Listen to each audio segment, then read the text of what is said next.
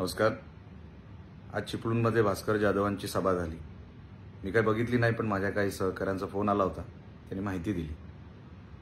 मला या गोष्टीचा आनंद आहे, समाधान आहे की भास्कर जाधव यांनी आजच्या सभेमध्ये शब्द जपून वापरले.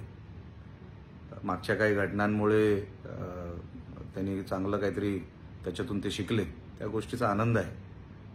आमची पण हीच अपेक्षा आहे की तुम्ही शब्द जपून वापरा. वाईट शब्द वापरायला आम्हालाही काय आवडत नाही, पण ठीक आहे. तरी तुम्ही टीका केली, संस्कृती वगैरे. आता ज्याची संस्कृती जशी तसं आम्ही समोरच्याला उत्तर देत असतो. तरी देखील तुम्ही आज लेवलमध्ये होतात, त्या गोष्टीचं खरोखरच समाधान आहे. पण तुम्ही टीका पोलिसांवर केली, स्वतःच्या सहकाऱ्यांवर केली. आता पोलिसांवर टीका करायचं कारण काय? तुम्हाला काय जमायला पोलिसांनी सांगितलं होतं? आता जमल्यावर काही दगडी खाणार. आता तुम्ही जे केलं त्याच्यावरती रिॲक्शन येणार, आणि म्हणून पोलिसांची त्याच्यामध्ये चूक नव्हती. तुम्हाला जर दगडी खायचीच नव्हती तर तिकडे यायलाच नको होतं, आणि आलात तर त्याच्यामध्ये पोलिसांची काही चूक नाही. आणि जर तुम्हाला पोलिसांवर एवढा आक्षेप आहे तर तुमचं जे पोलीस प्रोटेक्शन मला आहे असं वाटतं ते देऊन टाका सरकारला परत. तुमचा विश्वास नाही ना पोलिसांवर, प्रोटेक्शन तरी कशाला ठेवता? प्रोटेक्शनही देऊन टाका. पण तेवढं धाडस तुम्ही करणार नाही. तिसरी गोष्ट म्हणजे तुम्ही तुमच्याच सहकाऱ्यांवर आज काहीतरी टीका केली. हे तुमच्याबद्दलच का होतं आणि इतर नेत्यांबद्दल का होत नाही याचा कधीतरी विचार करा.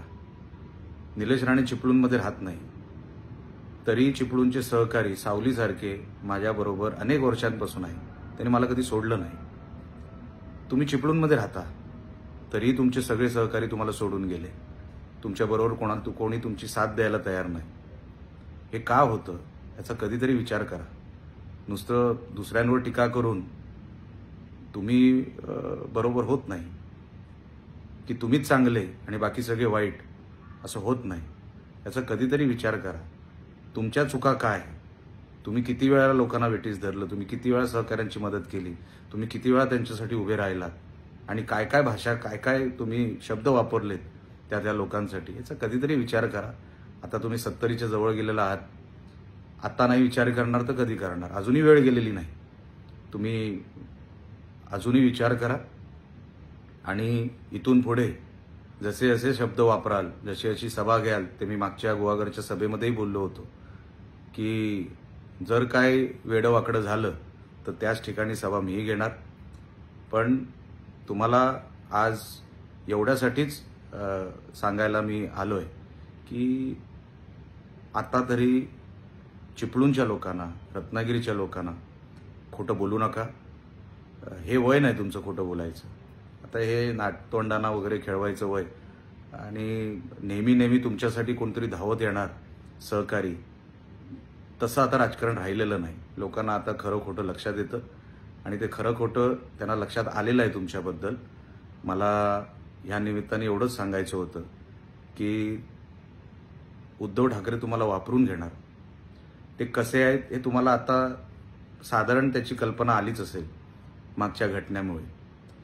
आणि तुम्ही ज्यांच्यासाठी हे सगळं करताय, तुम्हाला वाटतंय की तुम्हाला फार मोठं महाराष्ट्रामध्ये तुम्हाला लोक हे करतील, डोक्यावर चढवतील. असं काही होणार नाही.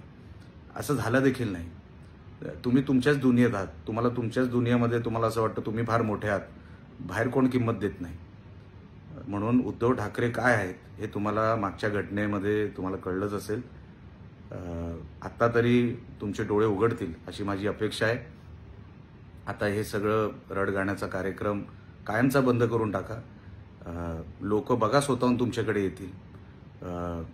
मलाही तो काळ आठवतो जेव्हा मी तुमच्या पाया पडायचो, तुम्हाला काका म्हणायचो. मीही ते दिवस विसरलेलो नाही. अनेक आठवणी आहेत, ते आम्ही कधी विसरलो नाही. पण तुम्ही जर असेच वागत राहिलात तर आमच्यासारखी जी तुमच्याकडे एका आदराने बघत होते, आमचे कोणतरी काका लागतात, आमच्या कुटुंबातले कोणतरी लागतात, असे जे समजत होते ना, तीच लोक तुमच्यापासून लांब गेली. ही का गेली? सभा न घेता कुठेतरी डोंगरावर जाऊन बसा, तिथे काहीतरी बसून विचार करा एकटे, आणि मी कोणतरी आहे हे बाजूला ठेवा, आणि मग विचार करा. बघा तुम्हाला नक्की उत्तर मिळेल. एवढंच सांगण्यासाठी आज मी आलो.